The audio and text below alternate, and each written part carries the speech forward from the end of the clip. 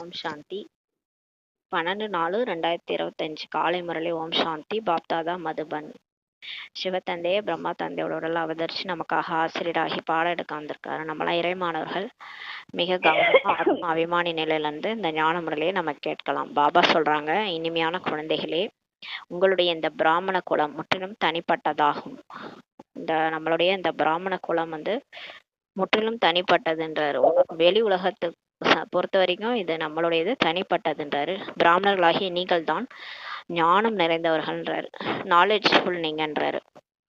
எல்லாரோட ஞானம் உங்களுக்கு தான் அதிகம். ஞானம் நிறைந்தவர்கள் நீங்கள். ஞானம், விஞ்ஞானம் மற்றும் அஞ்ஞானத்தை தெரிந்துள்ளீர்கள்ன்றாரு. இப்போ அந்த ஞானம் நமக்கு பாபா சொல்றாரு. அதனால நமக்கு ஞானம் புரியுது. முதல் இடைக்கடை ரகசியம் எல்லாமே சொல்லிட்டாரு.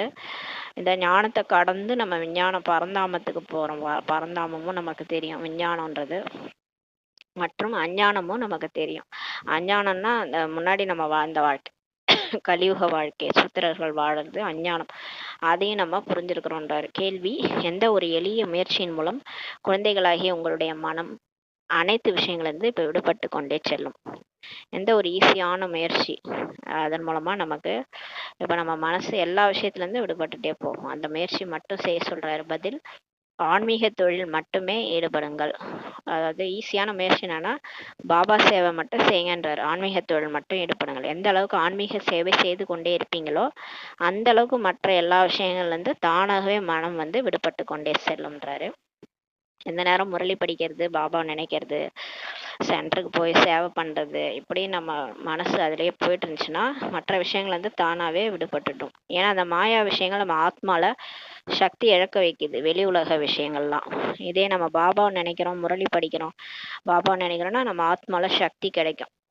மற்ற விஷயங்கள்லாம் சக்தி இழக்க வைக்கும், அழ வைக்கும். அதனால தான் நீங்கள் பிஸி ஆகிக்கங்கன்றாரு.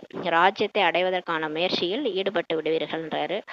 ஆனால் ஆன்மீக சேவையின் கூடவே என்ன படைப்பை படைத்தீர்களோ, குடும்பத்தை படைச்சிங்க இல்லையா, அதுக்காக அப்படியே குடும்பத்தை விட்டே நம்ம போயிடக்கூடாது இல்லையா. அதனால சொல்றாரு, ஆன்மீக சேவையின் கூடவே நம்ம என்ன படைப்பு படிச்சிருக்கிறோம். இப்போ நம்ம கூட இருக்கிறவங்கலாம் நம்மளோட படைப்பு. போன பிரிவில் நம்ம யார்கிட்ட கடன் வச்சுட்டு வந்தோம், யாருக்கெல்லாம் கடன் கொடுத்தோம், யாரெல்லாம் நம்ம வேலை வாங்கினோம், எல்லாரும் நம்ம கூட இப்போ இருக்கிறவங்க எல்லாம் அவங்க தான். நம்மளே தான் படைச்சோம் அவங்கள.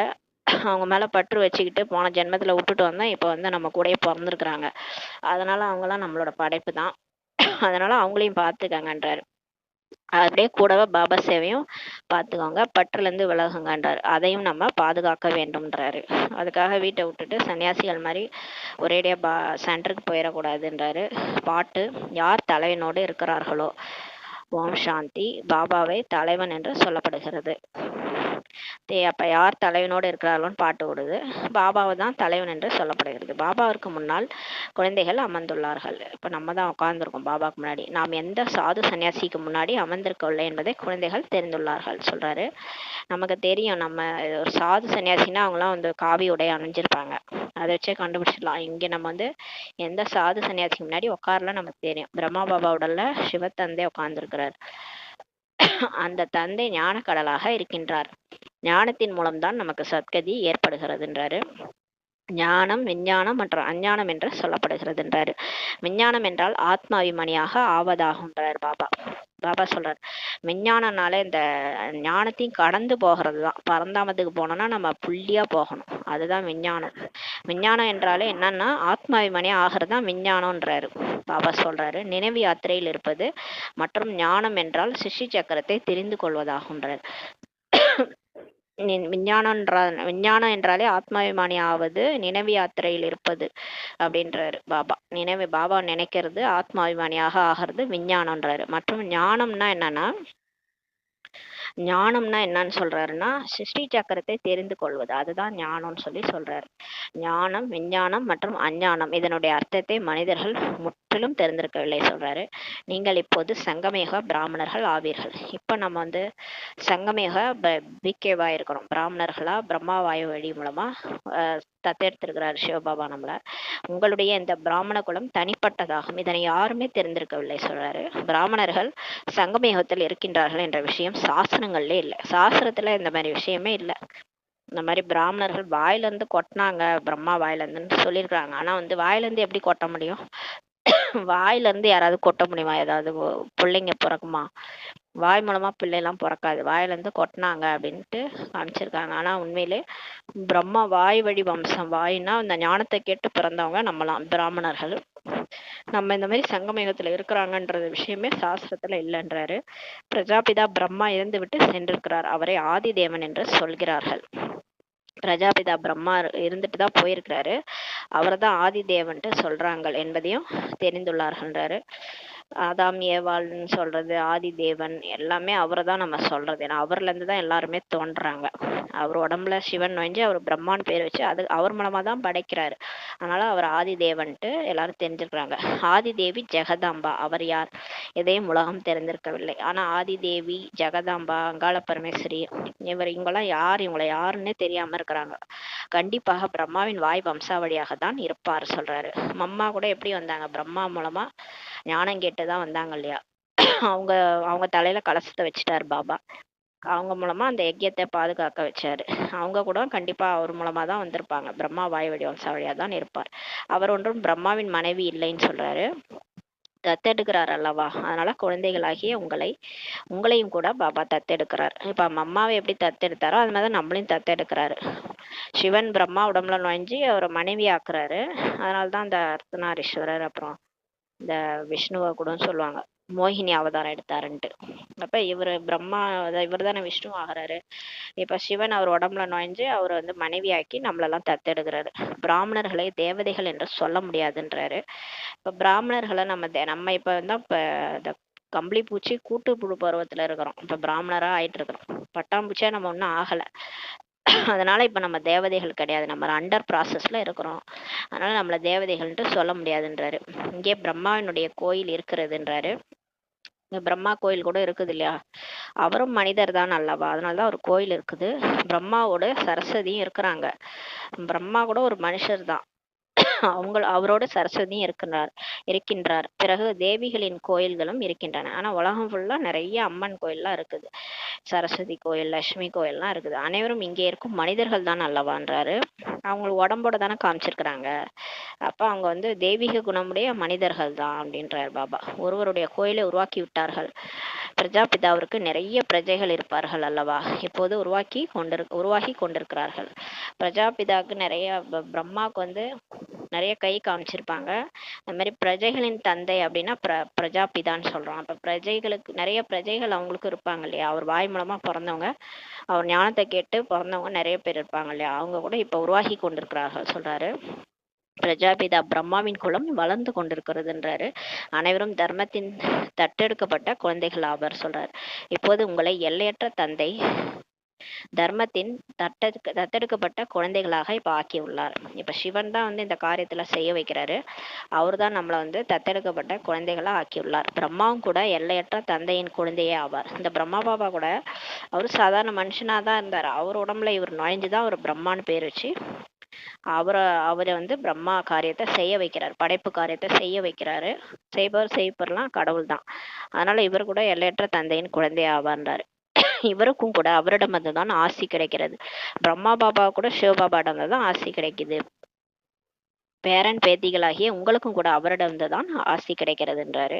இப்ப சிவபாபா அப்பா பிரம்மா பாபா நமக்கு அப்பானா அவரோட அப்பா நமக்கு தாத்தா தானே. அப்ப அவர்கிட்ட நம்மளாம் பேரன் பேத்திகள். அப்ப சிவபாபாட்ட நமக்கு அவரிடம் தான் கிடைக்கிறது. இப்ப சிவபாபாட்ட தான் நமக்கும் ஆஸ்தி கிடைக்கிறதுன்றாரு. ஞானம் யாரிடமும் இல்லை. ஏனென்றால் இப்ப ஞானக்கடல் ஒருவரே ஆவார்னு சொல்றாரு. ஞானம்ன்றது யார்கிட்டையும் இப்ப கிடையாது. ஏன்னா அவர்கிட்ட தான் ஞானமே இருக்குது. அவர் ஞான கடலா இருக்கிறார். அவர் ஒருவர் தான் ஞானக்கடல். அந்த தந்தை எதுவரை வரவில்லையோ அதுவரை யாருக்கும் சத்கதியே ஏற்படுவதில்லை என்றார் பாபா. சிவன் வர வரைக்கும் நல்ல கதி யாருக்குமே ஏற்படுவதில்லை. இப்போது நீங்கள் பக்தியிலிருந்து ஞானத்திற்கு சத்கதிக்காக வந்துள்ளீர்கள் என்றார். நம்மளும் நிறைய பக்தி எல்லாம் பண்ணிட்டு தான் வந்தோம். நம்ம பண்ணாத பக்தியே கிடையாது. அதிக பக்தி பண்ணவங்க தான் ஞானம் கிடைக்குதுன்னு சொல்றாரு பாபா. இப்ப பக்தியிலிருந்து இப்ப நம்ம ஞானத்துக்கு சத்கதிக்காக வந்துள்ளீர்கள் சொல்றாரு. சத்தியுகத்தை தான் சத்கதி என்று சொல்லப்படுகிறதுன்றாரு. சத்கதி எதுக்காக இப்ப நமக்கு கிடைக்க போகுது? நம்ம சத்தியுகத்துக்கு போறதுக்காக சத்கதி கிடைக்க போகுதுன்றாரு. கலியுகத்தை துர்கதி என்று சொல்லப்படுகிறது. இவ்வளவு நாள் நம்ம துர்கதியில தான் இருந்தோம். அதனாலதான் இறங்கி துவாபர யுகத்துல இருந்து கலியுகம் வரைக்கும் வந்துட்டோம். இப்ப மறுபிறவி எடுத்து ஏனென்றால் ராவண ராஜ்யமாக இருக்கிறது இல்லையா, அதனால துர்கதியை அடைஞ்சோம். சத்கதியை ராமராஜ்யம் என்று சொல்கிறார்கள்ன்றாரு. சத்கதினா அது ராமராஜ்யம் சொல்றாங்கன்னு சொல்றாரு. சூரிய வம்சம் என்றும் சொல்கிறார்கள். சத்கதியை தான் சூரிய வம்சம்னு சொல்றாங்க. யதார்த்தமான பெயர் சூரிய வம்சத்தவர் சந்திர வம்சத்தவர் என்பதாகுன்றார் பாபா. யதார்த்தமான பெயர் என்னது? சூரிய வம்சம் சந்திர வம்சம் சொல்றாரு பாபா. நாம் தான் சூரிய வம்ச குலத்தவர்களாக இருந்தோம். பிறகு 84 பிறவிகள் எடுத்திருக்கிறோம் என்பதை குழந்தைகள் இப்ப தெரிஞ்சிருக்கிறாங்கன்றார். இப்ப நம்ம தெரிஞ்சுக்கிட்டோம். நமக்கு பாபா சொல்லிதான் தெரியும். நம்ம தான் முதல் பிறவி நம்ம தேவதையா இருந்தோம், சூரிய வம்ச குலத்தவரா இருந்தோம். மறுபிறவி எடுத்து நம்ம இப்ப 84 பிறவி எடுத்திருக்கிறோம்ட்டு நம்ம புரிஞ்சுக்கிட்டோம்னு சொல்றாரு. இந்த ஞானம் எந்த சாஸ்திரங்களும் இருக்க முடியாது. இந்த மாதிரி மறுபிறவி 84 பிறவிலாம் நம்ம எடுக்கிறோன்றது எந்த சாஸ்திரத்திலையும் இல்லைன்றாரு. ஏனென்றால் சாஸ்திரங்கள்லாம் பக்தி மார்க்கத்தினுடைய ஞான மார்க்கத்துக்கு கிடையாதுன்றாரு. அவை அனைத்தும் விநாசமாகிடும்ன்றாரு. இப்போ கடைசியா விநாசம் வரும்போது எல்லாமே அழிஞ்சிரும்ன்றாரு. இங்கிருந்து என்ன சம்ஸ்காரங்களை எடுத்து செல்வார்களோ அங்கு சென்று அவை அனைத்தையும் உருவாக்க ஆரம்பித்து விடுவார்கள்ன்றாரு. இப்ப இங்க என்னெல்லாம் சம்ஸ்காரம் அவங்க எடுத்துட்டு போறாங்களோ அதை போய் திரும்ப துவாபரகத்துல இருந்து அங்க உருவாக்க ஆரம்பிச்சிருவாங்கன்றாரு. உங்களிடத்திலும் கூட ராஜ்யத்தின் சம்ஸ்காரங்கள் நிரப்பப்படுகின்றன. ஆனா நமக்கு பக்தி சம்ஸ்காரம் இல்லை. இப்ப நமக்கு ஞானத்தினுடைய சம்ஸ்காரங்களை நிரப்புறாரு. ராஜா ஆகிற சம்ஸ்காரத்தை கொடுத்துட்டு இருக்கிறாரு. ஆத்மா ராஜாவாகி கண்ட்ரோலிங் பவர் நமக்கு கொடுக்குறாரு. இப்போ அதன் மூலமா நம்ம ராஜ்யத்தின் சம்ஸ்காரங்கள் இப்ப நிரப்பப்படுகின்றன. நீங்கள் ராஜ்யம் செய்வீர்கள்ன்றார் பாபா. அறிவியலாளர்கள் அந்த ராஜ்யத்தில் என்ன கலைகளை கற்கிறார்களோ அதையே அங்க செய்வார்கள்ன்றாரு. இங்க சயின்டிஸ்ட் இருக்காங்கல்ல, அவங்களும் கடைசியா பிகே சென்டர்ல சரண்டர் ஆயிடுவாங்க. அவங்களுக்கும் ஞானம் கிடைச்சிரும். கடைசியா அவங்களும் சொர்க்கத்துக்கு வருவாங்க. அங்க அவங்க என்ன படிச்சாங்களோ, சயின்டிஸ்டா இருக்கும்போது என்னெல்லாம் கத்துக்கிட்டாங்களோ, அந்த சிவில் இன்ஜினியரிங்கா இருக்கிறவங்கன்னா கட்டடம் கட்டுவாங்க. அந்த மாதிரி என்னென்ன வேலை எல்லாம் அவங்க கத்துக்கிட்டாங்களோ அதெல்லாம் அங்க செய்வாங்கன்றார்.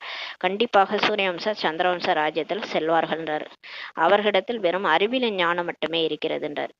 அவங்க இப்ப என்ன அவங்க சம்ஸ்காரமா இருக்கோ அதை அங்க பயன்படுத்துவாங்க. அவங்களுக்கு அறிவியலோட ஞானம் தான் இருக்கும். அவர்கள் அதனுடைய சம்ஸ்காரத்தை எடுத்து செல்வார்கள். அப்ப நம்ம என்ன சாகும்போது நம்ம புத்தியில என்ன இருக்கோ அதை தான் நம்ம எடுத்துக்கிட்டு போறோம் அடுத்த பிறவிக்கு. அப்ப அவங்க என்னென்ன சம்ஸ்காரம் இருக்கோ அதை எடுத்துட்டு வருவாங்கன்றாரு. அது கூட சம்ஸ்காரமே ஆகுன்றாரு. அவங்கவுங்க சம்ஸ்காரத்தை அவங்கவுங்க எடுத்துட்டு போறாங்க. அவர்களும் கூட முயற்சி செய்யறாங்க தான். அவர்களிடத்தில் அந்த படிப்பு இருக்கிறது. இப்ப அவங்க கூட ஏதோ சயின்ஸ்ல கண்டுபிடிக்கிறாங்க, ரிசர்ச் பண்றாங்க. அது கூட ஒரு முயற்சி தான்ன்றாரு. அந்த படிப்பு அவங்கள்ட்ட இருக்குது. உங்களிடத்தில் வேற எந்த படிப்பும் இல்லை. நமக்கு இந்த உலகாய படிப்புலாம் நம்மள்ட்ட இல்லை. அதுல வெளியே வந்துட்டோம் இல்லையா. இப்ப நம்ம லௌகீக படிப்பெல்லாம் விட்டுட்டோம். அலௌகீக படிப்புக்கு நம்ம வந்துட்டோம். நீங்கள் பாபாவிடம் ராஜ்யத்தை அடைவீர்கள். இப்ப நம்ம இந்த படிப்பு படிக்கிறதே தேவதை ஆகிறதுக்காக, ராஜ்யம் அடையறதுக்காக படிச்சுட்டு இருக்கிறோம். தொழில் போன்றவற்றில் அந்த சம்ஸ்காரம் இருக்கிறது அல்லவா. இப்ப நம்ம பிஸ்னஸ் பண்றோம்னா, அதாவது முதலீடு போடுறது, அதை விற்கிறது, அப்புறம் லாபம் எடுக்கிறது, இந்த மாதிரி சம்ஸ்காரம்லாம் அங்க இருக்கும்.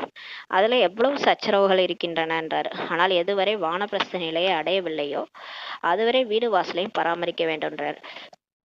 ஆனாலும் இப்ப நம்ம பிகே வந்தாலும் நம்ம பிசினஸ் செய்ய வேண்டியது, வேலைக்கு போக வேண்டியது எல்லாமே இருக்கும் இல்லையா. அதெல்லாம் நம்ம பார்த்துட்டு தான் இருக்கணும். சண்டை சச்சரவுகள் எல்லாம் இருக்கதான் செய்யும். எல்லாத்தையும் நம்ம ஃபேஸ் பண்ணி தான் ஆகணும். வானப்பிரஸ்த நிலை வராத வரைக்கும், கர்மாதி நிலை அடையாத வரைக்கும் நம்ம வீடு வாசலையும் நம்ம விடக்கூடாது, பராமரிக்கணும்ன்றார். இல்லைன்றால் குழந்தைகளை யார் பார்ப்பார்கள்ன்றார். நீங்க தானே படிச்சீங்க அந்த குழந்தைகளை. போன பிறவில நீங்க கடன் வச்சுட்டு வந்துருவீங்க. அவங்க உங்களுக்கு குழந்தையா பிறந்திருக்கிறாங்க. நீங்க தான் பற்று வச்சீங்கன்னா அவங்களே நினைச்சின்னு கூட போன பிறவில இறந்து போயிருப்பீங்க. அப்புறம் இந்த பிறவில உங்களுக்கு குழந்தையா பிறந்திருப்பாங்க, இல்லை உங்க கூட கணவனா வந்திருப்பாங்க. இது எல்லாமே உங்களோட படைப்பு தான்ன்றாரு. நீங்க பற்று வச்சுட்டு செத்து போனீங்கன்னா அவங்களே தான் உங்க கூட பிறப்பாங்க இல்லையா. அதனாலதான் எல்லாம் உங்களோட படைப்புன்றாரு. அப்ப நீங்க தான் அவங்கள பாத்துக்கணும். அதனால வீடு வாசலே பராமரிக்கணும்ன்றாரு. இங்கே இருந்து கொள்ள முடியாது. அப்புறம் எனக்கு எதுவுமே பிடிக்கல, எல்லாம் ஒரே தொந்தரவா இருக்கு, விட்டுக்கிடாச்சு நான் சென்டருக்கு போறேன்னா போயிட முடியாது. இங்கே இருந்து கொள்ள முடியாதுன்றார். எப்போது இந்த தொழிலில் முழுமையான விதத்தில் ஈடுபட்டு விடுவீர்களோ பிறகு அது விடுபட முடியும் என்று சொல்கிறார். ஆனா நீங்க தானா எப்ப விடுபடும்னா கர்மாதித்த நிலை அடையும் போது, முழுமையா நம்ம பாபாவோட தொழில இறங்கும் போது அதெல்லாம் விடுபடும்ன்றாரு. ஆனா வீட்டுல இருந்துகிட்டே நம்ம எல்லாத்தையும் பார்த்துக்கிட்டு தான் செய்யணும்ன்றாரு. கூடவே படைப்பையும் கண்டிப்பாக பாதுகாக்க வேண்டியிருக்குன்றாரு. அதுக்காக நம்ம பாபா சேவையும் செய்யணும், பேலன்ஸ் வைக்கணும். அது வீட்டையும் பார்த்துக்கணும், பாபா சேவையும் செய்யணும். படைப்பையும் கண்டிப்பாக பாதுகாக்க வேண்டியிருக்கின்றார். யாராவது நல்ல விதத்தில் ஆன்மீக சேவையில் ஈடுபட்டு விடுகிறார்கள் என்றால் பிறகு அதிலிருந்து மனம் விலகி விடுன்றாரு. எந்த அளவுக்கு நேரத்தை இந்த ஆன்மீக சேவையில் கொடுக்குறோமோ அந்த அளவுக்கு நல்லதுன்றாரு என்று புரிந்து கொள்வார்கள். இப்போ நம்ம பிஸியாக வச்சுட்டோம்னா மாயா வராது இல்லையா? எல்லாத்தையும் ஃபேஸ் பண்ணுற சக்தியும் நமக்கு ஆத்மாவில் வந்துடும். அதனால் இதையும் பார்த்துக்குவோம் அதையும் பார்த்துக்குவோன்றார். தூய்மையற்ற நிலையிலேருந்து தூய்மையாக ஆவதற்கான வழியை சொல்லவே இப்போ பாபா வந்துள்ளார். இப்போ பாபா வந்து எப்படி நம்ம தூய்மையற்ற அந்த நமக்கு தேவை அந்த 5 விகாரத்தை விடணும், அவ்வளோதான். நீங்கள் அது வீட்டில் இருங்க, சென்டர்லேயே இருங்க, எங்கே வேணாலும் இருங்க, சேவையை பாருங்கள், இந்த 5 விகாரத்தை விடுங்க, அவ்வளோதான்றார் பாபா. மற்றபடி நீங்கள் எங்கே வேணாலும் இருங்கன்றார். பாபா சேவையை பண்ணிக்கிட்டு எங்கே வேணாலும் இருங்கன்றாரு. தூய்மையற்ற நிலையிலிருந்து தூய்மை ஆவதுக்கான வழியை தான் சொல்ல பாபா வந்துள்ளார். எனவே குழந்தைகளும் இந்த சேவையை செய்ய வேண்டும்ன்றாரு. ஒவ்வொருடைய கணக்கும் இப்போ பார்க்கப்படுகிறதுன்றாரு. எல்லாருடைய கணக்கையும் பாபா பார்க்குறாரு. அதனால தான் ஸ்ரீமத்து அவங்கவுங்களுக்கு தனித்தனியாக கொடுக்குறாரு. எல்லையற்ற தந்தை தூய்மையற்ற நிலையிலிருந்து தூய்மையாவதற்கான வழியை மட்டுமே இப்போ கொடுக்கின்றார். அவர் தூய்மையாவதற்கான வழியை மட்டுமே கூறுகின்றார்ன்றாரு. திரும்ப திரும்ப சொல்றாரு பாருங்க. அவர் வந்து தூய்மை இல்லாத நிலையிலிருந்து தூய்மை ஆகிறதுக்கான வழியை தான் சொல்றாரு. அதுவும் ஒவ்வொருத்தவங்க நாடியை பார்த்து தான் அவங்கவுங்களுக்கு சொல்றேன்னு சொல்றாரு. மற்றபடி இதை பார்த்து கொள்வது வழி சொல்வது இவருடைய வேலையாகி விடுகிறதுன்றாரு. ஆனா வந்து அவர் வந்து சொல்லிடுவாரு, நீங்க இப்படி இருங்க அப்படி இருங்கன்ட்டு சிவபாபா. ஆனா வந்து இப்ப நம்ம யஜ்யத்தை பாத்துக்கிறது, வழி சொல்றது, இதெல்லாம் வந்து பிரம்மா பாபா தான் பாத்துக்கணும்ன்றாரு. என்னிடத்தில் எந்த தொழில் போன்ற விஷயங்களை பற்றி கேட்க கூடாதுன்ட்டு சிவபாபா சொல்றாரு. ஏன்னா சிவபாபா என்ன பிசினஸா பண்றாரு? அவரு புள்ளியா இருக்கிறாரு, அவருக்கு உடம்பே கிடையாது. அவருக்கு பிசினஸ்னா என்னன்னு கூட தெரியாது. அவருக்கு 5 விகாரம்னாலும் என்னன்னு தெரியாது. அவர்கிட்ட போய் தொழிலை பற்றிய விஷயங்கள்லாம் கேட்கக்கூடாது. பாபா இந்த பிசினஸ் செய்யலாமா, நிலக்கடலை பிஸ்னஸ் பண்ணலான் இருக்கேன், பண்ணலாமா, இதை பண்ணலாமா அதை பண்ணலாமான்லாம் போயிட்டு சிவபாபாட்ட நம்ம கேட்க முடியாது இல்லையா? பிரம்மா பாபாட்டோனா கேட்கலாம். வந்து தூய்மையற்ற நிலையிலேருந்து தூய்மையாக்குங்கள் என்று தான் என்னை நீங்கள் அழைத்தீர்கள் சொல்றாரு. அதனால அதுக்கு தான் நான் வந்திருக்கிறேன். என்கிட்ட இந்த நோயை சரி பண்ணுங்க, இந்த உடம்ப சரி பண்ணுங்க, இந்த பிஸ்னஸ் என்ன பண்றது சொல்லுங்க, அதெல்லாம் நம்ம சிவபாபாட்ட கேட்க முடியாது. அது டிராமா படி என்னவோ அது நடக்கும்னுவாரு. எனவே நான் இவரின் மூலம் உங்களை தூய்மையாக்கி கொண்டிருக்கிறேன். இவரும் தந்தை தான், இவருடைய வழிப்படியும் நடக்க வேண்டும் சொல்றாரு. என்கிட்ட இந்த ஆத்மால இருக்கிற பிரச்சனைக்கு தீர்வு கேட்டீங்கன்னா அதை நான் சொல்லுவேன். காமம், கோபம், பற்று, ஆசை, அகங்காரத்திலிருந்து விடுபடணும்னா என்னை நினைங்கன்றாரு. அவரை நினைச்சா நம்ம தூய்மையாடுவோம்னு சொல்றாரு. அவ்வளவுதான். அவரை நினைக்க சொல்றாரு. பத்தித்த நிலையிலேருந்து பாவனம் ஆயிடுவீங்கன்ட்டு அதுக்கு வழி சொல்வாரு. ஆனா மற்றபடி இந்த லௌகீக விஷயத்தை பத்திலாம் பிரம்மா தந்தைகிட்ட கேட்டுக்காங்க, இவருடைய வழிப்படி நடக்க வேண்டும்ன்றார். அவருடையது ஆன்மீக வழி, இவருடையது தேகத்தினுடைய வழியாகும். இந்த பிரம்மா பாபாவுடையது தேகத்தினுடைய வழிக்கெல்லாம் அவர் வழி சொல்வாருன்றார். இவருக்கும் கூட எவ்வளவு பொறுப்பு இருக்கிறது. பிரம்மா பாபா கூட பாபாவின் கட்டளை என்னை மட்டும் நினைவு செய்யுங்கள் என்று இவரும் கூட சொல்லி கொண்டேதான் இருக்கிறார். அவரு சொல்றாரு, பிரம்மா பாபா என்ன சொல்றாரு, அவரும் முயற்சியாளர் தானே, அவருக்கும் நிறைய பிரச்சனை வரும், அதுல இருந்து எப்படி வெளியே வர்றதுன்னு தெரியாது. அப்புறம் சிவபாபாட்ட தான் சொல்லி அந்த ஞானத்தை சிந்தனை பண்ணி எவ்வளோ கஷ்டப்பட்டிருப்பாரு ஆரம்பத்துல. நமக்காவது பிரம்மா பாபா புக்கை பார்த்து தெரிஞ்சுக்கிறோம் இப்படி பண்ணணும் அப்படி பண்ணணும். ஆனா அவருக்கு யார் சொல்லியிருப்பாங்க? அவரே எல்லாத்தையும் சிந்தனை பண்ணி கண்டுபிடிச்சிருப்பாரு. இப்போ பாபாவின் கட்டளை என்ன சொல்றாருன்னா, என்னை மட்டும் நினைவு செய்யுங்கன்ட்டு தான் சிவபாபா சொல்றாரு. அதை தான் இவரும் பிரம்மா பாபாவும் சொல்லிட்டே இருக்கிறாரு. பாபாவின் வழிப்படி செல்லுங்கள், ஸ்ரீமத் படி செல்லுங்கள். மற்றபடி குழந்தைகள் ஏதாவது கேட்க வேண்டி இருக்கிறது, வேலையில் எப்படி நடந்து கொள்வது போன்ற விஷயங்களை இந்த சாக்கார பிரம்மா பாபா நல்ல விதத்தில் புரிய வைக்க முடியும். நிறைய குழந்தைகளுக்கு நிறைய டவுட்டு. இப்போ நான் பிகே ஆயிட்டேன், இப்போ எப்படி வேலைக்கு போகிறது, வேலையில நிறைய பிரச்சனை வரும், அதுல நிறைய இந்த மாதிரி அந்த மாதிரிலாம் நடந்துக்க சொல்லுவாங்க, சிலதெல்லாம் கட்டளை மீறி செய்ய சொல்லுவாங்க. இதெல்லாம் வந்து குழப்பமா இருக்குது வேலைக்கு போறவங்களுக்கு. அந்த விஷயத்தெல்லாம் யார்கிட்ட கேட்கறதுன்ட்டு குழப்பம். அது வந்து பிரம்மா பாபாட்ட கேளுங்க அப்படின்னு சொல்றாரு. அதெல்லாம் வந்து நம்ம சிவபாபாட்ட கேட்க முடியாது. அனுபவஸ்தர் அவரு. இவர் சொல்லி கொண்டே இருப்பார். எப்படி எப்படியெல்லாம் நான் செய்கின்றேன், இவரை பார்த்து கற்றுக்கொள்ள வேண்டும் சொல்றாரு. இவர் கற்றுக் கொடுத்து கொண்டே இருப்பார். பிரம்மா பாபா நமக்கு சொல்லி கொடுத்துட்டே இருப்பார். ஏனென்றால் இவர் அனைத்திலும் முன்னால் இருக்கிறார் இல்லையா? அவரு தான் அனுபவஸ்தர், அவர் அனுபவசாலி ரதம். அதனால்தான் அவர் உடம்புல அவர் வந்திருக்கிறாரு. வேற யார் உடம்புல ஏன் வரலன்னா இதுக்கு தான். ஏன்னா அவர் 63 ஜென்மம் அவர் நிறைய அனுபவசாலி. அது அவர் தான் ஃபர்ஸ்ட் ஆத்மா இல்லையா? அதனால அவருக்கு நிறைய தெரியும். அதனால எல்லாருக்கும் முன்னாடி அவர் தான் இருக்கிறாருன்றாரு. அனைத்து புயல்களும் முதலில் இவரிடம் தான் வருகிறது. இப்ப நமக்கு வருது இல்லையா எல்லா மாயாவோட புயல், அதெல்லாம் ஃபர்ஸ்ட் யாருக்கு வந்துச்சுன்னா பிரம்மா பாபாவுக்கு தான். அவரு தான் எல்லாத்தையும் ஃபேஸ் பண்ணி வெளியே வந்தார். ஆகையினால் அனைவரையும் விட பலசாலி இவர் தான் ஆவார். அதனால தான் ஒரு மகாவீரன்னு சொல்லுவாங்க. ஆகையினால் தான் இவர் உயர்ந்த பதவியும் அடைகின்றார். ஃபர்ஸ்ட் எல்லா மாயா புயலையும் ஃபேஸ் பண்ணி அதுலேருந்து வெளியே வர டெக்னிக்கெல்லாம் கற்றுக்கிட்டு எல்லாத்தையும் ஃபேஸ் பண்ணி ஃபரிஸ்தாவா மாறி போயிருக்கிறார் இல்லையா? அப்போ அவர் தான் வந்து உயர்ந்த பதவி அடைகின்றார். மாயை பலசாலியிடம் தான் சண்டையிடுகிறதுன்றாரு. இவர் உடனே அனைத்தையும் விட்டு விட்டார். மாயா என்ன பண்ணும்? பலசாலியோட தான் பலசாலியாகி சண்டை போரிடும்னு சொல்றாரு. பாபா எல்லாத்தையும் உடனே விட்டுட்டாரு. இவருடைய நடிப்பு அப்படி இருந்தது, அதனால எல்லாத்தையும் விட்டுட்டாரு. அவருக்கு பார்த்து அந்த மாதிரி இருந்துச்சு. அவர் வீடு வாசல் எல்லாத்தையும் லௌகீகத்திலிருந்து அலௌகீகமா மாத்திட்டாரு. பாபா இவரின் மூலம் இதை செய்து விட்டார். எல்லாமே சிவபாபா தான் பண்ணாரு. செய்பவர் அவர் அல்லவான்றாரு. குஷியோடு விட்டு விட்டார். எல்லாத்தையும் குஷியோடு விட்டுட்டாரு. பிஸ்னஸே விட்டுட்டாருல்ல பிரம்மா பாபா. எனக்கு வேணாம், நான் இந்த தொழிலில் ஈடுபட்டுறேன்னு விட்டுட்டாரு. காட்சி ஏற்பட்டு விட்டது. இப்போது நாம் உலகத்திற்கு எஜமானர்களாக ஆகின்றோம். இந்த பைசாவுக்கு ஒப்பான பொருளை வைத்துக்கொண்டு நாம் என்ன செய்வது அப்படின்னு சொல்லிட்டு எல்லாத்தையும் விட்டுட்டாரு. விநாசத்தின் காட்சியையும் காட்டி விட்டேன். பாபா பார்த்துட்டாரு. சிவபாபா பார்த்துட்டாரு. சிவபாபா காட்சி காமிச்சிட்டாரு. என்ன காட்சின்னா விநாசத்தின் காட்சி காமிச்சிட்டாரு. அப்புறம் பிரம்மா பாபா புரிஞ்சுக்கிட்டாரு. இப்ப இது அழிய போகுது, இதை வச்சு நம்ம என்ன பண்றது? இந்த ஒண்ணுத்துக்கும் உதவாத காசு, இந்த பொருள், இந்த உடல் மனம் பொருளை வச்சுட்டு நம்ம என்ன செய்ய போறோம்? ஒழுங்கா பாபாவுடைய சேவையில ஈடுபட்டுருவோன்ட்டு எல்லாத்தையும் விட்டுட்டாரு. இந்த பழைய உலகம் விநாசம் ஆக போகிறது, நமக்கு மீண்டும் ராஜ்யம் கிடைக்கிறது எனும்போது உடனே விட்டு விட்டார். இப்போது பாபாவினுடைய வழிபடி நடக்க வேண்டும்ட்டு பிரம்மா பாபா புரிஞ்சிட்டார். என்னை நினைவு செய்யுங்கள் என்றுதான் பாபா கூறுகின்றார். சிவபாபா ஒன்றும் சொல்லல. அவர் என்ன சொல்றாரு? முக்கியமான ஸ்ரீமத்தே ஆத்மான்னு புரிஞ்சுட்டு நினைங்க, உங்களுக்கு வழி கிடைக்கும்ன்றாரு. உங்களுக்கே தெரியும் எது நல்லது கெட்டது, எந்த பாதையில போகணும், எந்த பாதையில போகக்கூடாது, எது செஞ்சா ரைட்டு, எது செஞ்சா தப்புன்னு எல்லா சக்தியும் உங்களுக்கு வந்துரும்ன்றாரு. அப்படிதான் பிரம்மா பாபா எல்லாத்தையும் செஞ்சிருப்பாரு. ஆரம்பத்துல நாடகத்தின்படி பட்டி உருவாக வேண்டியிருந்தது. ஆரம்பத்துல 350 பேர் வச்சு பாலனை பண்ணாரு. பட்டி வச்சாரு. இவ்வளவு பேர் இவர்கள் அனைவரும் ஏன் ஓடி வந்தார்கள் என்று மனிதர்கள் புரிந்து கொண்டார்களா என்ன? அந்த நேரத்துல பாருங்க, இப்பயாவது பரவாயில்ல, உலகம் ஃபுல்லா வந்துருச்சு பிரம்மகுமாரிகள் இயக்கம்.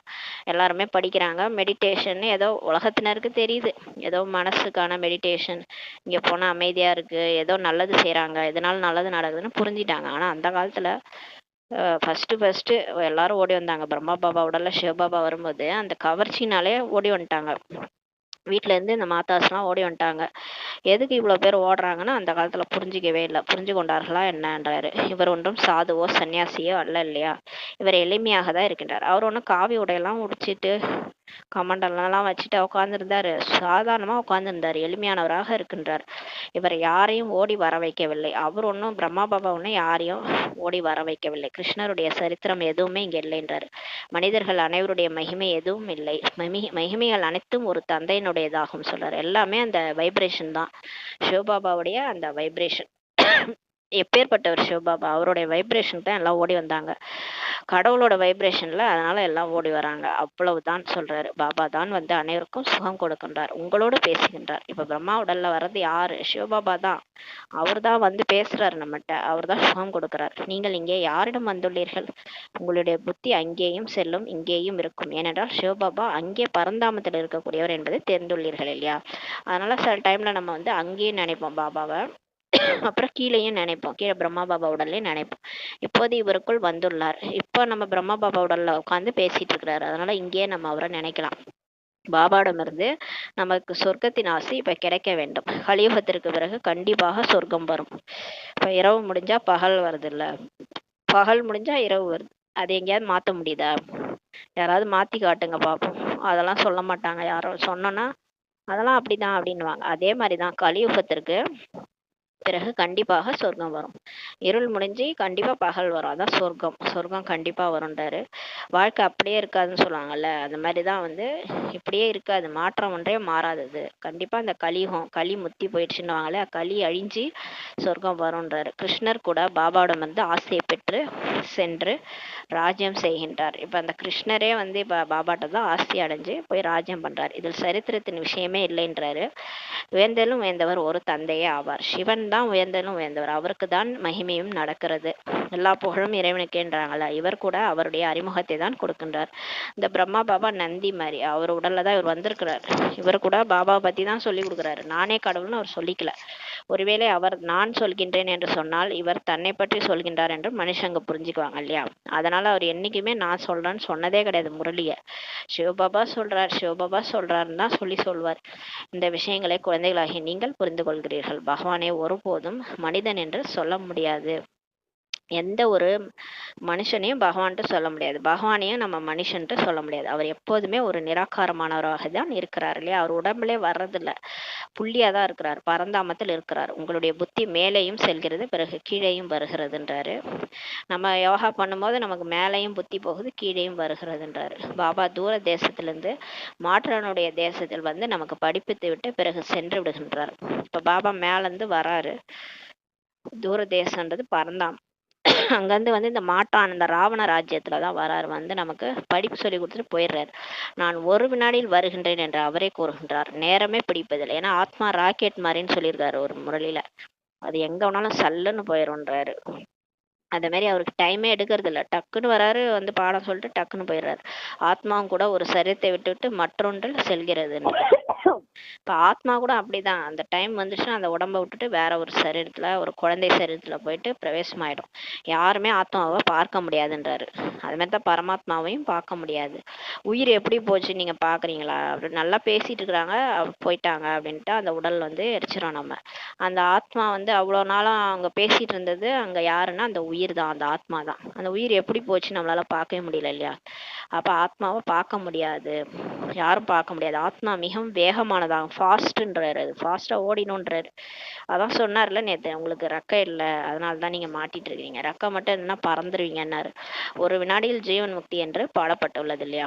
ராவண ராஜ்யத்தை ஜீவன் பந்தன ராஜ்யம் என்று சொல்லலான்றாரு. இங்க பந்தனத்துல மாட்டிட்டு இருக்கிறோம் இல்லையா. ஆனா ஜீவன் முக்தின்றது நமக்கு சொர்க்கத்துல இருக்கும். அங்க வந்து எல்லாமே முக்தி நிலையில தான் நம்ம இருப்போம். எல்லாரும் இருப்பாங்க, யார் மேலேயும் பற்று இருக்காது. எல்லாமே சுத்தி நம்மளை சுத்தி எல்லாமே இருக்கும், ஆனா ஆசை இருக்காது. அந்த 5 விகாரமே அங்க இருக்காது. அந்த மாதிரியான உலகம் ஜீவன் முக்தி உலகம். இது வந்து ஜீவன் பந்தன ராஜ்யன்றார். இங்க பந்தனத்துல மாட்டிட்டு இருக்கணும். குழந்தை பிறந்தது என்றால் தந்தையின் ஆஸ்தி கிடைத்தது. நீங்களும் கூட பாபாவை பறந்து கொண்டீர்கள், பிறகு சொர்க்கத்திற்கு எஜமானர்களாக ஆனீர்கள். பிறகு அதில் வரிசைகரமான முயற்சிக்கு ஏற்றபடிதான் பதவி இருக்கிறதுன்றாரு. ஒரு குழந்தை வீட்டுல பிறந்தாலே அது வீட்டுக்கு வந்து அது பாபாவுடைய ஆஸ்தி கிடைச்சிருது அப்படின்னு சொல்லுவாங்கல்ல. வாரிசு பிறந்துருச்சுன்னுவாங்க, அது தந்தையோட ஆஸ்தி கிடைச்சுன்னுவாங்க. அது மாதிரி இங்க நம்ம வந்து பிகே ஆயிட்டாலே நமக்கு வந்து பாபாவை தெரிஞ்சுக்கிட்டோம் அப்படின்னாலே நம்ம வந்து சொர்க்கத்துக்கு எஜமானலாம் ஆகுறீங்கன்றாரு. ஆனாலும் நீங்க வரிசை கிரமான முயற்சி பண்றீங்க, அதனால அதுக்கு தகுந்த மாதிரி தான் பதவி கிடைக்குதுன்றார். பாபா மிகவும் நல்ல விதத்துல இப்ப புரிய வச்சுக்கிட்டே இருக்கிறார் நமக்கு. 2 தந்தையர் இருக்கிறாங்க இல்லையா. ஒருவர் லௌகீக தந்தை, மற்றொருவர் பரலௌகீக தந்தை ஆவார். துக்கத்தில் எல்லாருமே நினைப்பாங்க, சுகத்தில் யாருமே நினைவு செய்ய மாட்டார்கள் என்று கூட பாடுறாங்க. சாஸ்திரத்திலே இருக்கு. கடவுளை எப்ப நினைக்கிறோம்னா துக்கத்துல தான் நினைக்கிறோம், சுகத்துல யாரும் நினைவு செய்ய மாட்டாங்க. அது உண்மைதான். சொர்க்கத்துல நம்ம நினைக்கிறது இல்லை, இங்கதான் நினைக்கிறோம் துக்கதாமத்துல. பாரதவாசிகளாகிய நாம் சுகத்தில் இருந்த போது நினைவு செய்யவில்லை என்பதை நீங்கள் தெரிந்துள்ளீர்கள். பிறகு நாம் 84 பிறவிகள் எடுத்திருக்கிறோம். அப்புறம் நம்ம ஃபர்ஸ்ட் பிறந்தோம் தேவதையா, அதுக்கப்புறம் அந்த மறுபிறவி எடுத்து 84 பிறவி இப்ப எடுத்திருக்கிறோம். ஆத்மாவில் அழுக்கு சேரும்போது கலைகள் குறைந்து கொண்டே செல்கிறதுன்றார் பாபா. ஆத்மால எப்ப அந்த துரு படியுதோ, 5 விகாரம் படியுதோ, அப்ப ஒண்ணுமே கலையே இல்லாம போயிடுது. அதாவது அந்த 16 கலைகள் நிரப்பி தான் அனுப்பிச்சார். இந்த முரளி படிக்கும் போது தான் அந்த 16 கலை நிரம்புது. 16 கலையும் நிரப்பி தான் ஆத்மால சக்தி நிரப்பி தான் அனுப்புனாரு. ஆனா அந்த ஆத்மால அழுக்கு படியபடியே அந்த கலையெல்லாம் குறைஞ்சிருது. 16 கலைகள் முழுமையானவர்கள், பிறகு 2 கலைகள் குறைந்து விடுகிறதுன்றாரு. சொர்க்கத்துக்கு போகும்போது 16 கலை நிரம்பி தான் அனுப்புறாரு. அப்புறம் திரேதாயுகத்துல 2 கலை குறைஞ்சிருது. குறைந்த மதிப்பெண்ணில் தேர்ச்சி பெற்றதால் ராமருக்கு வில் அம்பை காட்டியுள்ளனர். அதாவது இங்க வந்து பாபா சொல்ற பேச்சு கேட்டு ஸ்ரீமத் படி நடந்து பாஸ் வித் ஆனர் ஆகி அவர் நினைவுல சரீரம் விட்டோம்னா நம்ம பாஸ். அப்ப பாஸ் ஆயிட்டோம்னா நம்ம வந்து 16 கலை நிரம்பி சொர்க்கத்துக்கு போயிடுவோம். ஃபெயில் ஆயிட்டோம்னா நம்ம வந்து திரேதாயுகத்துக்கு போயிடும். அதாவது பாபா நினைவுல சரீரம் விடல, பாபா நினைவு சரீரம் விடுறதுக்கு ஒரு செகண்ட் 2 செகண்ட் அது யாரையாவது நினைச்சிட்டு எதையாவது நினைச்சிட்டு சரீரத்தை விட்டுட்டு அப்புறமா பாபா நினைவு வரும். கொஞ்ச நேரம் கழிச்சுட்டு பாபா நினைவு வரும். அந்த ஒரு செகண்ட்ல ஜீவன் முக்தின்றாரு. ஒரு செகண்ட்ல சொர்க்கத்துக்கு போக முடியும். ஒரு செகண்ட் தாமதிச்சாலும் அவ்வளவுதான், திரேதாயுகம் தான். அதனால சொல்றாரு ஒரு வினாடியில உங்களுக்கு டக்குன்னு அதனாலதான் இப்ப வந்து பயிற்சி பண்ண சொல்றாரு. ஒரு வினாடியில உள்ளார பறந்தாமோ ட்ரில் பண்ணுங்கன்றாரு. ஏன்னா அதுதான் கடைசியில உங்களுக்கு வந்து அந்த பயிற்சி உதவுன்றாரு. எதுவுமே எதுவுமே ஞாபகம் வரக்கூடாது. ஒன்லி பரந்தாமன் தான். அப்பதான் சரீரம் விடும்போது டக்குன்னு நம்ம வந்து அங்க போக முடியும். அப்ப வந்து பாஸ் ஆயிடுவோம். இல்லைன்னா ஃபெயில் ஆயிடுவோம். அதுக்கு தான் வந்து இப்ப பயிற்சி கொடுக்குறாரு. குறைந்த மதிப்பெண்ணில் தேர்ச்சி பெற்றதால் தான் ராமருக்கு வில்லம்பை காட்டியுள்ளார்கள். மற்றபடி எந்த வில்லையும் உடைக்கவில்லை. அவர் ராமர் எந்த வில்லையும் உடைக்கல. அது ஒரு அடையாளத்தை கொடுத்துட்டாங்க. இவை அனைத்து பக்தி மார்க்கத்தின் விஷயங்களாகுன்றாரு. பக்தியில் மனிதர்கள் எவ்வளவு அலைகிறார்கள். அங்க எந்த கோயில் இந்த கோயில், அந்த மலை இந்த மலைன்னு அலைஞ்சு அலைஞ்சு என்ன கிடைச்சது? ஒன்றும் கிடைக்கல இல்லையா? உரிக்க உரிக்க வெங்காயம் மாதிரி தான் இல்ல, அழுது அழுது தான் கண்ணில் தண்ணி தான் வந்தது. எங்கேயும் எந்த சத்கதியும் நமக்கு கிடைக்கல. இப்போது உங்களுக்கு ஞானம் கிடைத்திருக்கிறது. ஞானம் தான் இப்ப கிடைச்சிருக்குது. எனவே அலைவது நின்று விடுகிறது. ஞானம் கிடைச்சதா உங்களை ஆத்மான்னு புரிஞ்சிட்டீங்களா? உட்கார்ந்த இடத்துலயே கடவுளை உணர முடியுது இல்லையா? கோயில்ல போய் மலை மேல ஏறி தான் கடவுள் கிடைப்பாருன்றதுலாம் கிடையாது. எங்க இருக்கிறீங்களோ அந்த இடத்துல கடவுள் உன்னை தேடி வரான்றாரு. அலையிறதே நின்று விடுகிறதுன்றாரு. ஏ சிவபாபா என்று சொல்வது அழைக்கும் வார்த்தையாகும். நீங்கள் ஹே என்ற வார்த்தையை சொல்லவே கூடாதுன்றாரு பாபா. நேத்து கூட சொன்னார்ல, ஹே ஹேன்னு அந்த கூக்குரல்ல இடக்கூடாதுன்றாரு. ஆஹா ஆஹான்னு தான் சொல்லணுன்றாரு. ஹே சிவபாபான்னு கூட சொல்லக்கூடாதுன்றாரு. பாபாவை நினைவு செய்ய வேண்டும். புலம்பினீர்கள் என்றால் பக்தியின் அம்சம் ஆகிவிட்டது. புலம்ப கூட கூடாதுன்றாரு, அழக்கூடாதுன்றாரு, புலம்ப கூடாதுன்றாரு. இதெல்லாம் நீங்க பண்ணீங்கன்னா பக்தியினோட விஷயமாகிடுச்சுன்றாரு. பக்தியின் அம்சம் ஆகிவிட்டது, வந்துவிட்டது. ஹே பகவானே என்று சொல்வது கூட பக்தியின் வழக்கமாகும். ஹே பகவான் என்று சொல்லி நினைவு செய்யுங்கள் என்று பாபா சொன்னாரா என்ன அப்படின்றாரு. ஹே பகவான் கூட சொல்லக்கூடாது, பாபான்னு சொல்லணும், அன்பா சொல்லணும். பாபா அப்படின்னு சொல்லணும், அன்பா அப்பா அப்படின்னு சொல்லணும். ஹே பகவானே, ஏ கடவுளேன்னா அவர் யாரோ நம்ம யாரோன்ற மாதிரி ஆயிடுச்சு. அது பக்தியின் விஷயமா ஆயிடுது. உள்நோக்கு முகவுடையவராக ஆகி என்னை நினைவு செய்யுங்கள், ஆத்மான்னு புரிஞ்சுட்டு அவரை நினைக்க சொல்றாரு. ஜபிக்க கூட தேவையில்லை. வாயால பாபா பாபா பாபான்னு கூட சொல்ல தேவையில்ல. ஜபிப்பது கூட பக்தி மார்க்கத்தின் வார்த்தையாகுன்றார். பக்தியில தான் சிவ சிவா நம சிவாயா எல்லாம் சொல்லினே கிடப்பாங்க. வாயால கூட அன்னைக்கு கூட சொன்னார்ல, வாயால சொல்றதுக்குள்ளார மனசுல ஓடுற எண்ணங்கள் அவர் ரீச் ஆயிடுதுன்றாரு. மனசால நினைச்சா வார்த்தைகளோட அது ஃபாஸ்டா என்ன வந்து சேர்ந்துரும்ன்றாரு. நீங்க வாயால சொல்றதுக்கு முன்னாடியே நீங்க மனசுல நினைக்கிறது என்கிட்ட வந்துரும்ன்றாரு. அதுக்கு மனசுல நினைச்சிட்டு போங்க, எதுக்கு வார்த்தையெல்லாம் பேசிட்டு இருக்கிறீங்கன்றாரு. ஜபிப்பது கூட பக்தி மார்க்கத்தின் வார்த்தையாகும். உங்களுக்கு தந்தையின் அறிமுகம் இப்ப கிடைத்திருக்கிறது. இப்போது பாபாவின் ஸ்ரீமத் படி செல்லுங்கள்ன்றாரு. இப்ப பாபா யாருன்னு உங்களுக்கு தெரிஞ்சு போச்சு. அவர் என்ன சொல்றாரோ அதை செய்யுங்கன்றாரு. எப்படி லௌகீக குழந்தை தேகதாரி தந்தையை நினைவு செய்வதை போல பாபாவை இப்ப நினைவு செய்யுங்க. ஒரு சின்ன குழந்தை இருக்கு, அவங்க அப்பா வந்துட்டாரு. அப்பா எப்ப வருவாரு எப்ப வருவாருன்னு கேட்டுக்கினே இருக்கும். ஏதாவது வாங்கிட்டு வர சொல்லும், அப்பாவே நினைச்சிட்டே இருக்கும். அந்த மாதிரி நீங்க நினைங்க அப்பாவை. நம்ம அப்பா யாரு? ஆத்மாவுடைய அப்பா பரமாத்மாவை நினைவு செய்யுங்க. அவர்கள் தேகாபிமானத்தில் இருக்கின்ற காரணத்தினால் தேகதாரி தந்தையே நினைவு செய்யறாங்க. பரலோகிக தந்தை ஆத்மாபிமானியாக இருக்கின்றார் இல்லையா? இவருக்குள் வருகின்றார் என்றாலும் கூட தேகாபிமானியாக அவர் ஆகிறதில்லை. ஏன்னா எப்பயுமே அவர் ஆத்மாபிமானியா இருக்கிறார். பரமாத்மா வந்து உடம்பு கிடையாது. ஒரு உடம்புக்குள்ள வந்தா கூட அவர் வந்து தன்னை புள்ளின்னு தான் நினைச்சிட்டு இருக்கிறாரு. அவருக்கு தேகாபிமானம் கிடையாது. நான் இந்த சரீரத்தை உங்களுக்கு ஞானம் கொடுப்பதற்காக கடனாக பெற்றுள்ளேன் என்று சொல்றார் பாபா. சிவபாபா சொல்றார், ஞான கடலாக தான் இருக்கின்றேன், ஆனால் ஞானத்தை எப்படி கொடுக்க முடியும்? நீங்கள் கர்ப்பத்தில் செல்கிறீர்கள், நான் செல்கின்றேனா என்ன? என்னுடைய நிலையே வழியே தனிப்பட்டதாகுன்றாரு. அவர் ஞானக்கடலா தான் இருக்கிறாரு. இருந்தாலும் அவர் உடம்புல வந்துதான் ஞானத்தை சொல்ல முடியும் இல்லையா? ஏன்னா நம்ம வந்து உடம்புல போயிடுறோம். அதனால உடம்புக்குள்ள வந்துதான் நமக்கு சொல்ல வேண்டியதா இருக்குன்றார். நான் ஒன்றும் கர்ப்பத்துல போறது இல்லைன்றாரு. என்னோட நிலையே வழியும் தனிப்பட்டதுன்றாரு. தூண்டுதல் கொடுக்க முடியுமா என்ன? மேல இருந்தே எல்லாம் ஜீபும்பா போட்டி மாத்த முடியாது, சிந்தனை கொடுக்க முடியாது, எதுவும் செய்ய முடியாது, தூண்டுதல்லாம் செய்ய முடியாது. நான் சாதாரண உடலில் தான் வருகின்றேன் என்று பாபா கூறுகிறார். அவருடைய பெயரை பிரம்மா என்று வைக்கின்றேன், ஏனென்றால் சந்நியாசம் செய்கிறார் அல்லவா. பாருங்க எதுக்காக அவர் உடல்ல வராரு. அவர் பேரையே மாத்துறாரு. அவர் பேர் லேக்ராஜ்.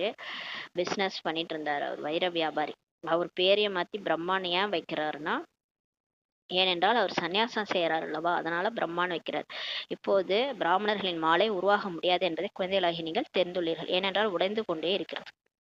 இப்போ வந்து அந்த 108 மாலை பிராமணர் மாலையை உருவாக்க முடியாது. ஏன்னா இன்னைக்கு பார்த்தா ஃபர்ஸ்ட்ல இருக்கிறாங்க, நாளைக்கு பார்த்தா லாஸ்ட்ல போயிடுறாங்க. புருஷாத்தான் அந்த மாதிரி இருக்கு, தலைகீழா இருக்குது. ஒரு நாள் அமிர்த வேலை 4 மணிக்கு எழுந்தா மறுநாள் பார்த்தா 4:15. அந்த மாதிரி மாறி மாறி நம்ம பண்ணிட்டு இருந்தோம்னா அவர் எப்படி நம்மள வந்து மாலையில கோப்பாரு? ஒரு பர்ஃபெக்டாவே கிடையாது. ஒரு நாள் முரளி தவறும், ஒரு நாள் இந்த மாதிரிலாம் நம்ம சரியா எல்லாரும் வந்து ஒரு பார்க்குறாரு, இந்த குழந்தை சூப்பரா முயற்சி பண்றாங்க, ஃபர்ஸ்ட்ல வந்துருவாங்கன்னு பார்க்குறாரு. மறுநாளே பார்த்தா அவங்க மூலமா ஏதாவது விக்கிரமம் நடக்குது. அப்புறம் எப்படி கோப்பாரு? அதனால உடைந்து கொண்டே இருக்கிறதுன்றார். எப்போது பிராமணர்கள் இறுதியை அடைந்து விடுகிறார்களோ அப்போது ருத்ரா மாலை உருவாகிறதுன்றார். எப்ப கடைசி நேரம் வருதோ அப்போதான் ருத்ரா மாலை உருவாகிறதுன்றார். பிறகு விஷ்ணுவின் மாலையில் செல்கிறார்கள். ருத்ரா மாலை உருவாகின பிறகு அப்புறமா விஷ்ணு மாலையில 108 மாலையில போகிறாங்க. மாலையில் வருவதற்கு நினைவு யாத்திரை வேண்டும்ன்றாரு. இப்போ 108 மாலையில வரணும்னா பாபா நினைக்கணும். இப்போது உங்களுடைய புத்தியில் நாம் தான் முதலில் சதோ பிரதானர்களாக இருந்தோம், பிறகு சதோ ரஜோ தமிழ் வருகின்றோம் அப்படின்ட்டு இருக்குதுன்றாரு. நாம் தான் அது என்பதின் அர்த்தம் இருக்கிறது அல்லவா?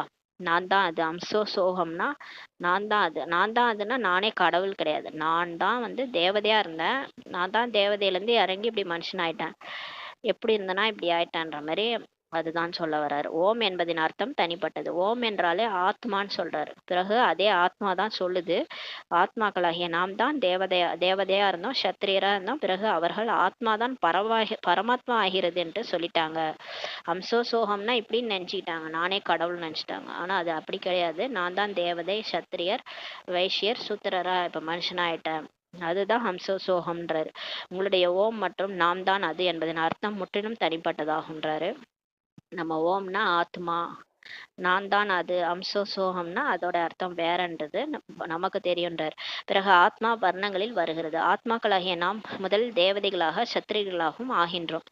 ஆத்மாதான் பரமாத்மாவாகிறது என்பதெல்லாம் அல்லன்றார். முழுமையான ஞானம் இல்லாத காரணத்தினால் அர்த்தத்தையே குழப்பிட்டாங்க. அகம் பிரம்மாசி என்று வர சொல்கிறார்கள். இது கூட தவறாகுன்றார். நான் படைப்பிற்கு எஜமானனாக ஆவதில்லை என்று பாபா தான் கூறுகின்றார். இப்ப பாபா வந்து படைப்பிற்கு அவர் எஜமானனா ஆகிறது இல்லை. அவர் ஒன்றும் சொர்க்கத்துல போய் ராஜாவாலாம் ஆகிறது இல்லை.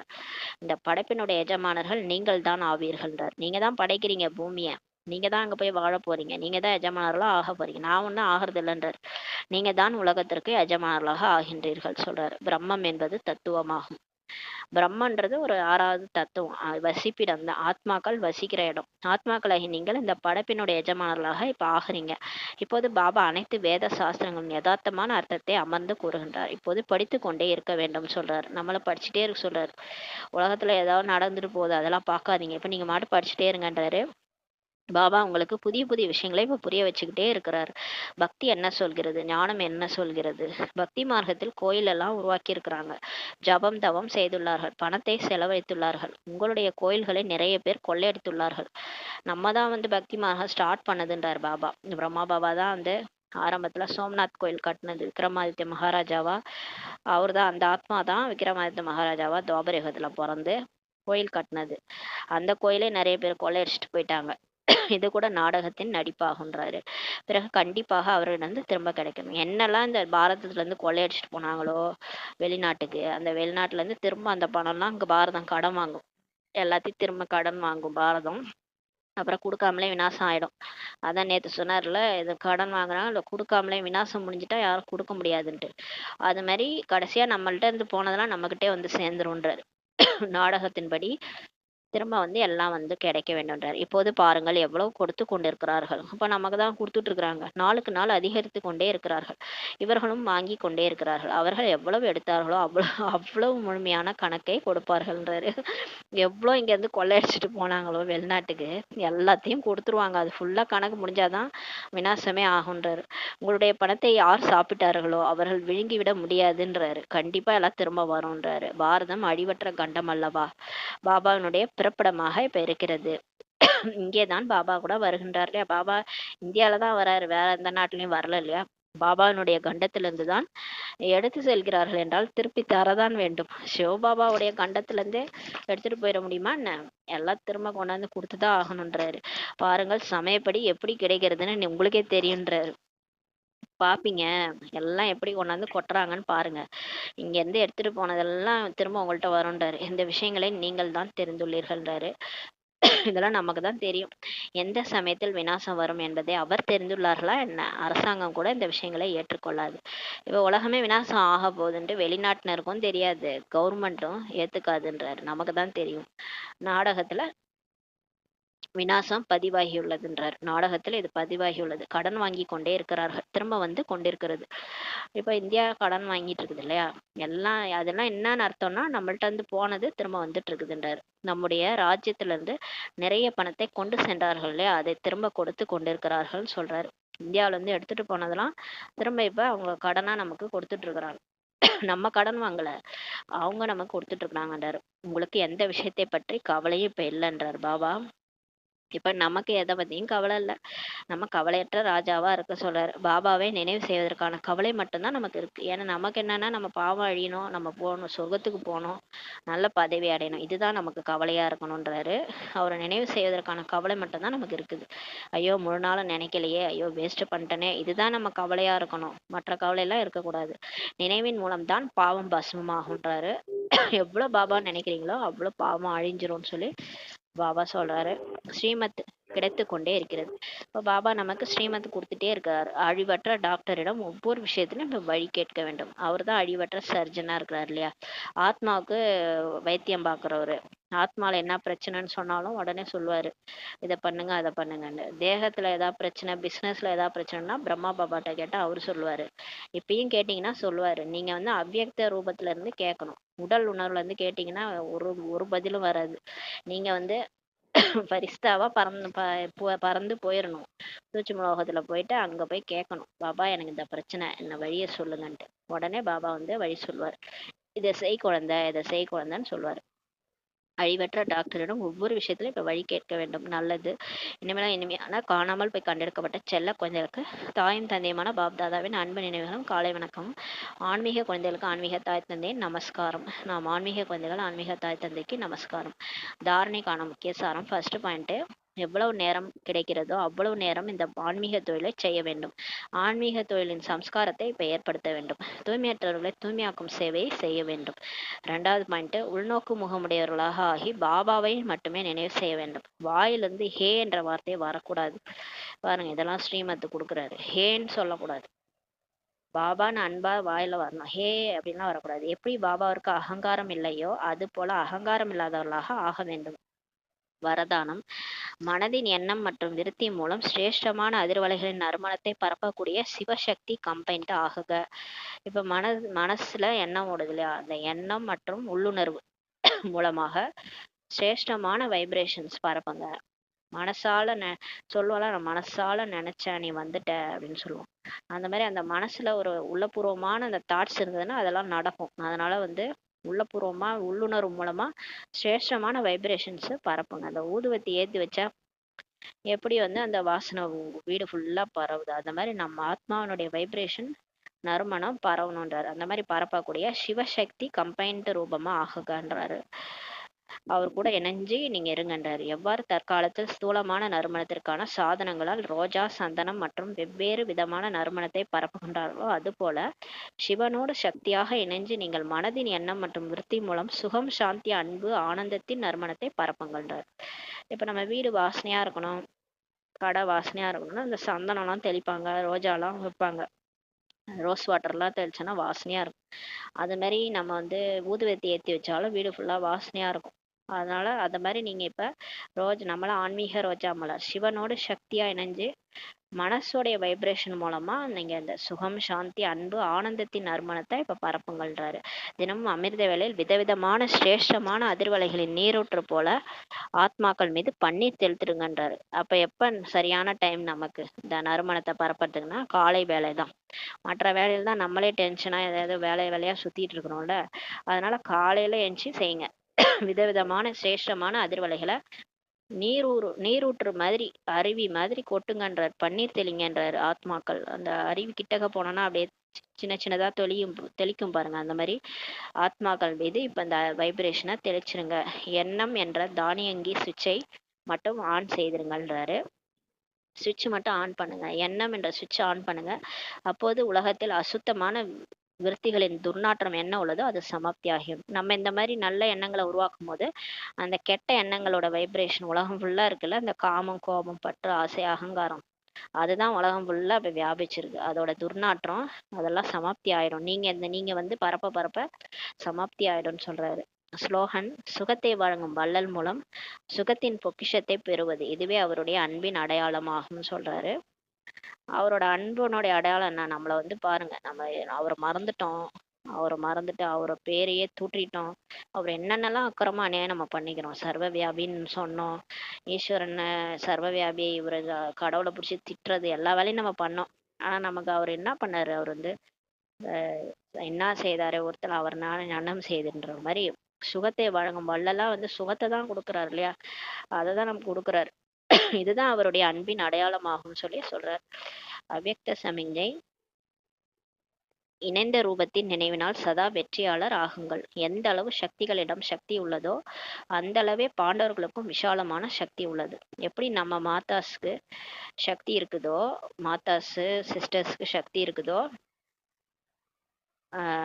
அந்த அளவுக்கு சக்தி பாண்டவர்களுக்கும் விஷாலமான சக்தி இருக்கின்றார். ஆகையினால் 4 கரங்கள் கொண்ட ரூபம் விஷ்ணு காட்டப்பட்டுள்ளது. அதனாலதான் 2 இல்லற மார்க்கம் தானே இது. பிரதர்ஸ் சிஸ்டர்ஸ் 2 பேர் இணைஞ்ச ரூபம் தான் விஷ்ணு. அதனால நாராயணன் லட்சுமி இணைந்த ரூபம் தான் விஷ்ணு. அந்த 4 கரங்கள் கொண்ட ரூபம் அதனாலதான் காட்டப்பட்டிருக்கின்றாரு.